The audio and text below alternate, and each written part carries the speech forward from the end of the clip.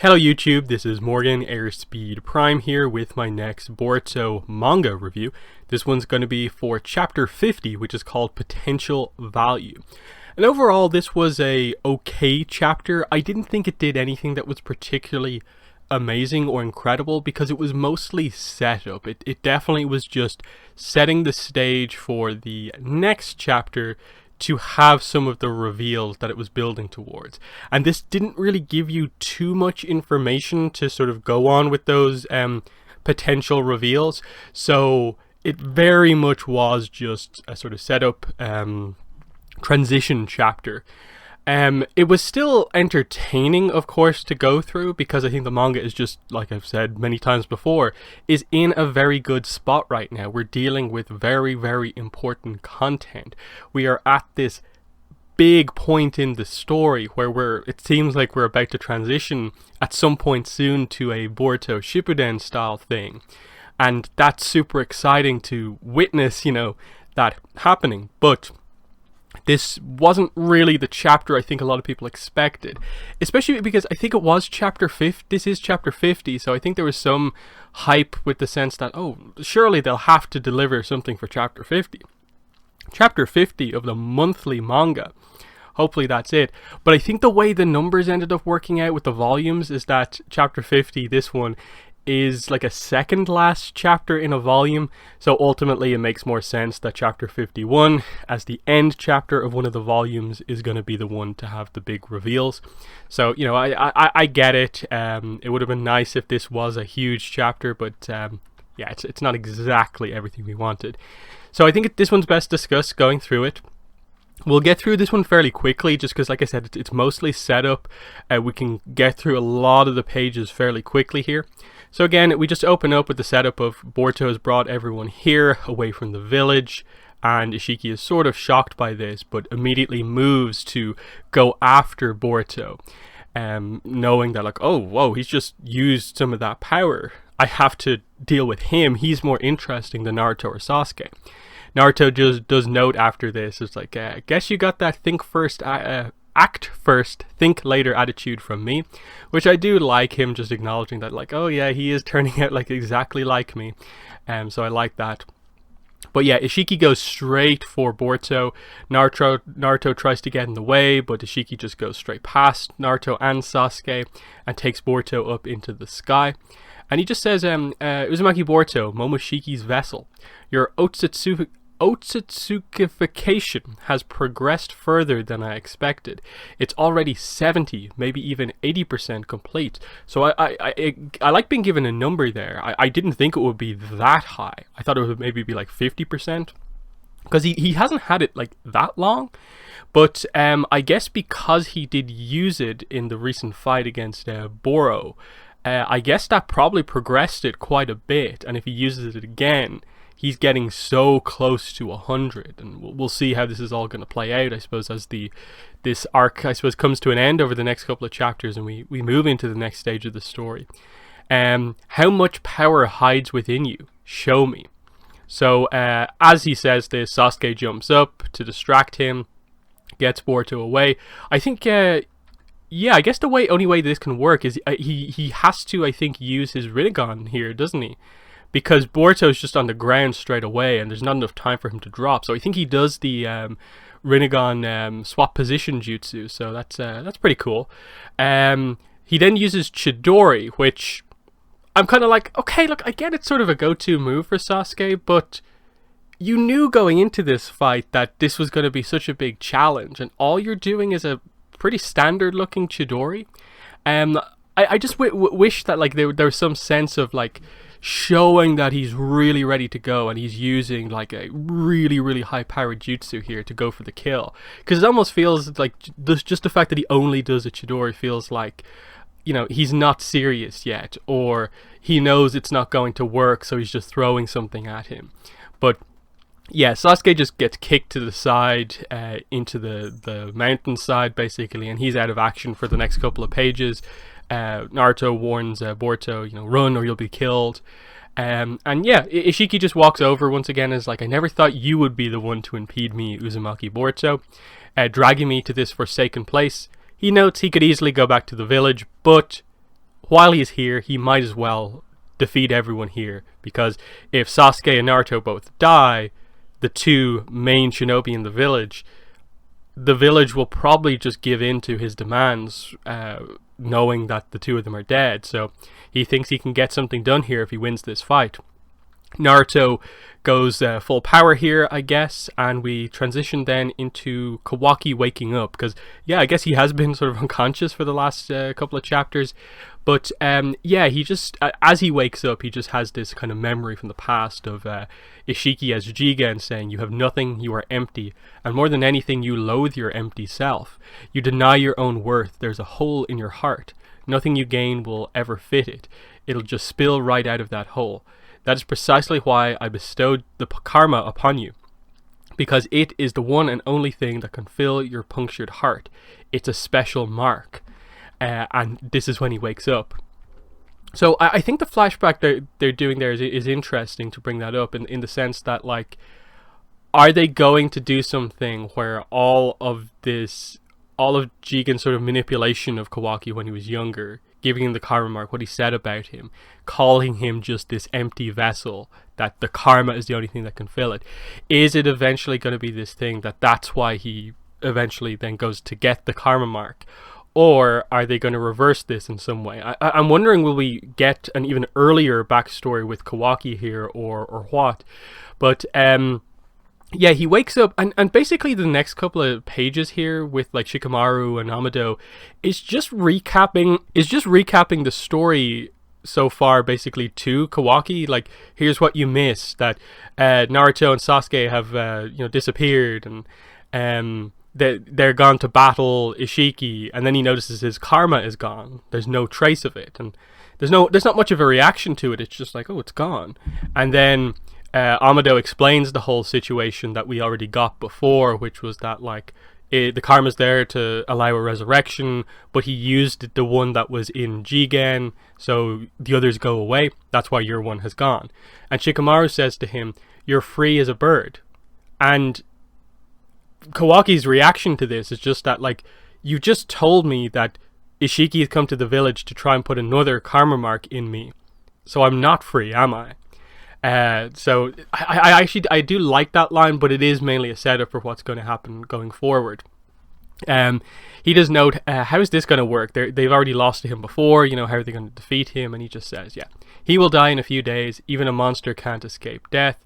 So basically, once they can stop him over the next few days from putting a karma mark into Kawaki, they win. They don't have to necessarily win every single fight once they can stop something specific happening to Kawaki. That's the main thing. So then we come back to the fight. Naruto comes in, and his first attack is a double Rasengan, but obviously I think the idea is that those get shrunk, but he immediately counters that by using his chakra cloak to do the big Kurama arms to grab Ishiki. At least here with Naruto, I do feel like he's sort of really going for it by using, the big Kurama arms and stuff like that. We know he can sort of go bigger with his jutsu, but I guess this is something that Ishiki can't necessarily shrink straight away. So Boruto's kind of impressed at what Naruto has done, but Ishiki just sort of speeds behind Naruto, knee to the back, and as he's kind of crashing to the ground, Naruto activates some shadow clones, which hold back Ishiki from delivering an even further blow. So the shadow clones fight back against Ishiki, and they send him sort of hurtling back into the path of Sasuke. One of them holds him with the Kurama arms, and it looks like it's going to be a Chidori through the back for Ishiki, but this is when Ishiki uses the other power of his eye, which is the power to bring things that he shrunk down and put into the other dimension back into the world at full size. So out of nowhere, he's not really doing anything except activating his eye power. These giant black cubes just drop from the sky and immediately sort of crush all the clones. So basically everyone except Ishiki, actual Sasuke, and actual Naruto get crushed here. So their plan to nearly take everyone out here has failed. So They have lost sight of Ishiki at this point, which is not good. This is when Sasuke gets hit from the side by one of these cubes and is sent flying. Then Ishiki attacks him directly. He blocks with the sword, but Ishiki just shrinks the sword, and this gives him the advantage. Sasuke takes a blow from this staff across the face, then straight into the ground. Ishiki grabs the sword and is basically right here prepared to kill Sasuke by stabbing him with his own sword. This is when we see Borto running over to help Sasuke. But again, we cut back to Kawaki and what he's dealing with here. So they're basically just informed at this point that, okay, here's what happened with Naruto, Sasuke, and Borto. Borto used some space-time ninjutsu, and they all disappeared. And this is what confirms to Kawaki that, oh, what? Borto is fighting Ishiki as well? Amado does say, that sounds like a karma sealing jutsu, which, I don't know, that's kind of an interesting way to look at the kind of transportation jutsu that he used. Jigen has used the same jutsu before. And they're just wondering, like, Borto's no match for Ishiki. He's far too, like, below his level. And Amado is actually just like, if you look at just his base strength, sure, but you know how I think. But you know, I think he's become more aware of what his potential value against Ishiki is. And they're like, explain yourself. Now, obviously, to some degree, this is Amado thinking, like, he has the power of an Otsutsuki. If he can use that Momoshiki power, he can turn the tides of the battle in their favor using that. And it would be 3-on-1 instead of 2-on-1 and them having to also defend Borto. That could turn the tides in their favor. But I think there's something more here as we get with this was the end of the chapter. So as he goes to plunge the sword into Sasuke, Borto dives over Sasuke. So if Ishiki follows through here, he's going to stab Borto and Sasuke. So Sasuke's like, Borto, don't. But then suddenly Ishiki hesitates. He stops plunging the sword down. He hesitates for just a moment, and this gives Borto the time to throw a smoke bomb down and get him and Sasuke away to safety. So Ishiki tries to play off like nothing happened. What are you up to? You want to die that badly? And Borto just counters, what about you? Why did you freeze up? You could have killed both of us at once. You can't kill me, can you? And the response from Ishiki tells Borto that it's like, okay, this is real. He's right here. And Sasuke, who I think noticed what was happening at the time, the hesitation with the sword, is also like, wait, what? This is the case as well? And then the chapter ends with just Amado saying, he's got guts, that one, Borto. Borto may very well be the one holding the key to winning this battle, which I think was fair enough. I think we always knew that was going to be the case because Naruto and Sasuke lost before. So of course they weren't necessarily going to be able to defeat him on their own right now. So of course Borto is going to be the one. This is a relatively obvious, ending to the chapter that, yeah, they're going to have to use Borto in this fight as well. But of course it's using the Momoshiki transformation if they can activate it properly. And the big reveal ultimately is, wait, what? We didn't hear about this before. Ishiki for some reason can't kill Borto? And I suppose the question here is, I don't know how exactly we can do the interpretation here. Because like the sound effect that they have here, it says tat. And Borto then calls it a why did you freeze up? So I almost get the impression that like Ishiki is still trying to plunge the sword down. And it's less that like maybe he pulls it up and more is like he almost meets resistance or something like that. So is he like literally like physically not able to deliver any sort of a lethal blow to Borto because Momoshiki's inside him or something like that? Which I guess they're going to get into some sort of a dynamic here explaining more about the Otsutsuki here if they go into the explanation that potentially like Momoshiki is maybe higher ranked within the Otsutsuki clan than Ishiki is, so he literally cannot kill someone higher ranked than him. I suppose that speaks to maybe, we know Kaguya attacked and basically nearly killed Ishiki in the past, but was she higher ranked than Ishiki or like the same rank as him? How was that able to happen, but Ishiki can't do this to Momoshiki? Because again, the dynamic here is that Kaguya basically went rogue doing what she did. So eventually when we get around to early Boruto, Momoshiki comes to investigate with Kinshiki. So they're trying to figure out, wait, Kaguya, what did you do? And she was also preparing for Otsutsuki coming to go after her. So I guess that would imply that Momoshiki is relatively high up, that they would send him to investigate this. But again, I'm not entirely sure about the situation here. Because we know there is, like, you know, there's stuff going on with the clan. There's like a head of the clan and so on. And I suppose ultimately, like, we haven't really seen a lot of, you know, Otsutsuki's fighting each other necessarily. Like, Kinshiki gave himself up to become sort of a power boost for Momoshiki. We know Toneri on the moon was sort of like imprisoned, basically trapped, like for however long it was, by Urashiki, but he didn't kill him. So I suppose the question here is just like, is this just a rule among Otsutsuki clan members that they can't, like, kill each other, they can't hurt each other necessarily? But again, the Kaguya situation is different. So if it is a clan rule, I'm guessing it relates to who is of the higher rank. That, or it's more specific to the fact that Borto has, like, Momoshiki as like a karma mark ready to, you know, be fully extracted, that he can't stop that in some way. It is an interesting situation here. I'm really interested to see how they reveal it, and what the full story is here.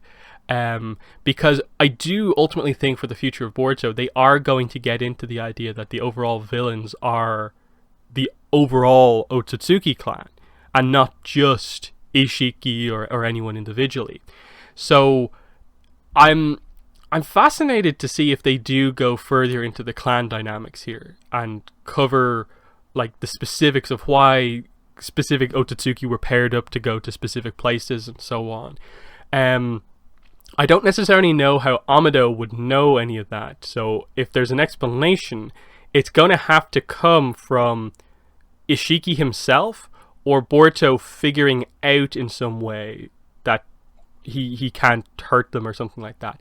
I suppose we'll probably get to a point in the fight maybe where Borto gets close to delivering a blow against Ishiki, and maybe it'll be revealed that he also can hurt Ishiki, and that might change things. Because again, we can't forget from last chapter that one of the things that they seemingly directly set up going into this fight was that Sasuke was aware that, okay, Borto has this power that he can use that could be a turning point, but he is sort of afraid about using it in case he goes out of control and suddenly he becomes the Otsutsuki that needs to be taken down. So to make it so that he'll be willing to use that power, Sasuke says to Borto, if you go out of control, I will be the one to take you down, because I know your father won't be able to, so I will do that. And it feels like they wouldn't have said that unless something along those lines is actually going to happen.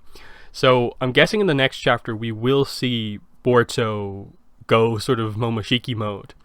And I don't know, I guess that will put up the extraction process to about like 90%.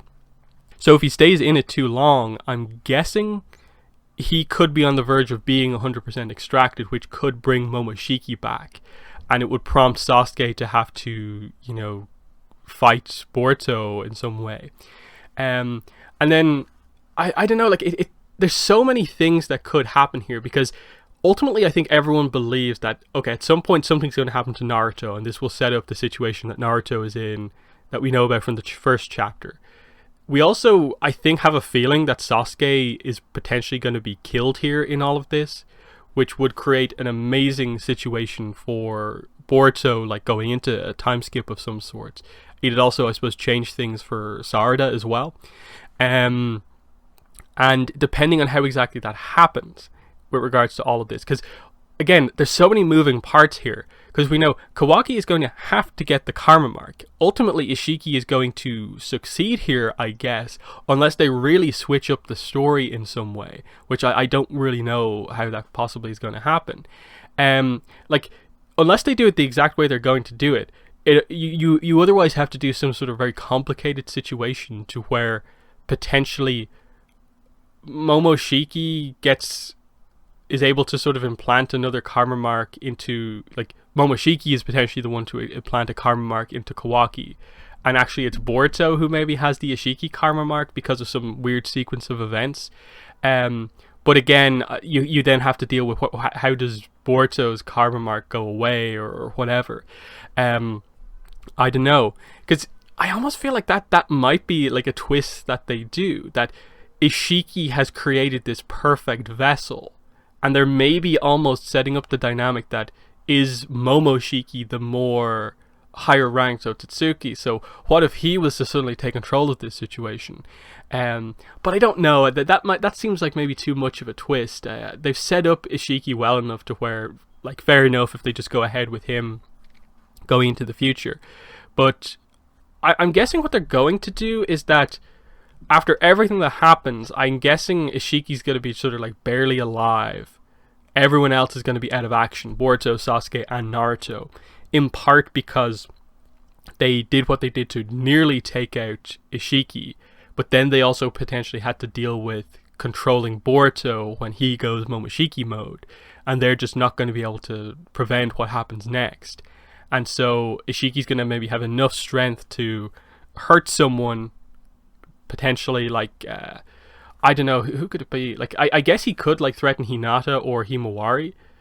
I suppose directly threatening Himawari would be a way to get Kawaki to immediately come out and give himself over to get the karma mark, and that would be a good setup. That, like, it'd be this interesting dynamic for Kawaki going forward, to having been told all of his life that you have nothing, you can get nothing. Anything you try to fill that empty hole that where your heart is with will just kind of fall out. But Naruto, Borto, Himawari, that family has taken him in, and he does care. What if he makes the sacrifice to purposefully take the karma mark from Ishiki, but have it be out of protecting the people that he does care about? That at least plants the seed of Kawaki becomes Ishiki, but there's still that element of Kawaki isn't just the empty vessel that he's thought to be. He does have something to him now. And that's always going to be the situation going forward, of there is some hope left in Kawaki to get him back because of the nature of how this all came about. I feel that probably has to be the way they go with it, because I don't see Kawaki going bad on his own here. I don't know how you can quite get to that given what's happened, unless it's just a huge, massive betrayal that happens. I do think they will take a more, showing this developed Kawaki approach to this. I don't know, like, it's either going to be him accepting the fact that he is empty and taking a dark turn, or embracing what has happened to him recently and realizing that he's not empty. Either way, I think it could lead to something good.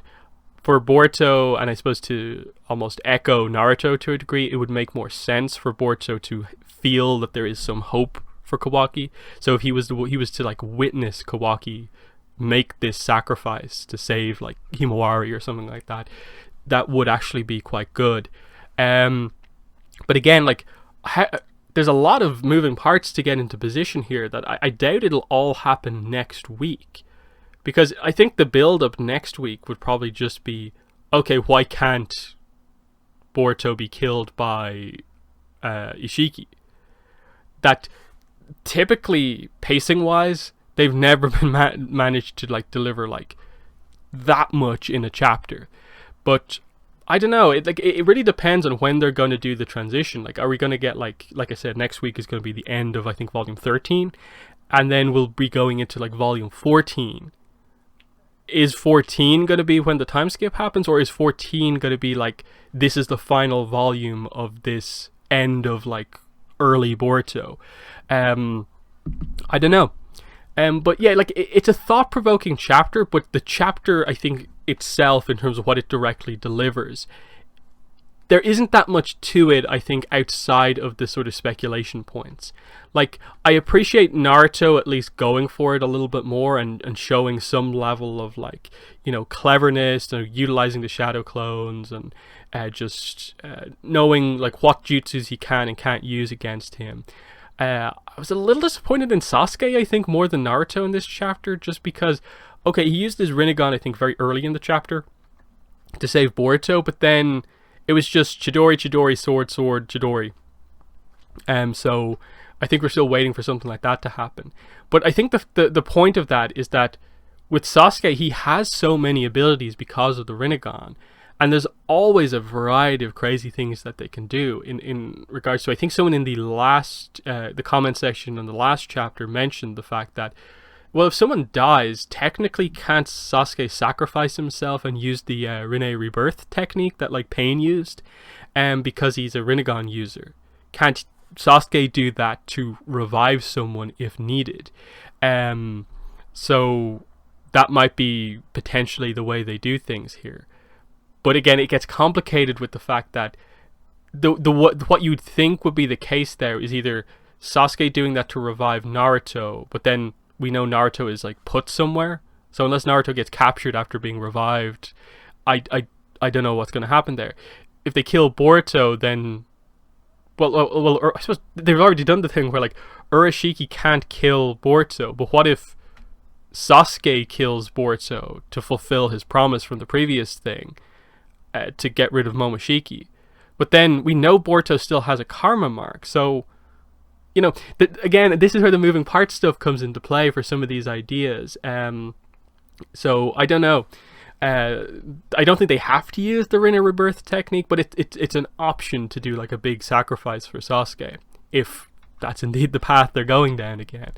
And I think that's the thing of, like, the contrast between the potential for the story right now versus what we get sort of every month.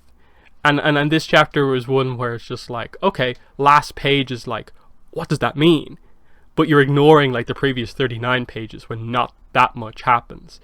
And I think that's the main criticism I would have of this chapter, is that the fight in the grand scheme of things here isn't really that interesting outside of, okay, Naruto put on a little bit of a show in the middle, and that's really about it. The other thing would be, okay, they're going back to the flashback of, like, you are empty, you are nothing, you can never fill that hole that is left in your heart. What exactly are they doing with Kawaki? But other than that, they spend, like, 10 or so pages just explaining, basically, oh, here's what you missed while you were out, Kawaki.